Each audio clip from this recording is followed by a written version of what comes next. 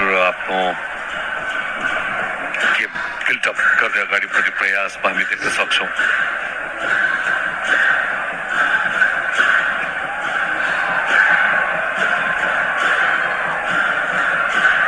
Team मिनटमा प्रवेश गरेका छौँ हामी इन्जुरी टाइमको।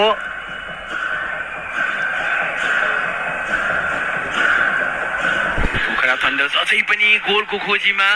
क्लियरेन्स यसपटक क्याप्टेन अनन्त तामाङको।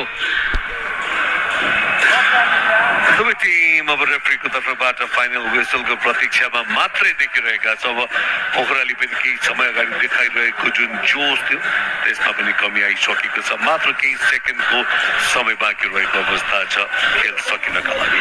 10 मिनटको समय थप गरिएको थियो। 10 मिनटको पनि 10औं मिनट मात्र केही सेकेन्ड बाँकी रहेको अवस्था छ।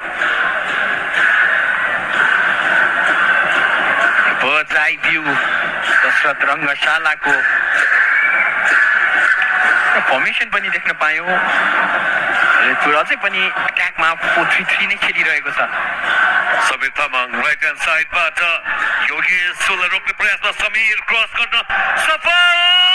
खेलको अन्तिम समयमा जो आइडु रेड बुल गोल पोखरा थन्डर्स एफसीको तर्फबाट।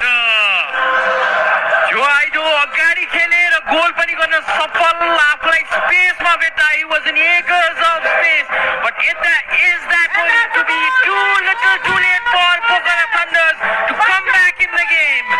What a भएको भने अवस्था छ। आवाज केही समय अगाडि आउनु पर्थ्यो जो आइडुको गोल।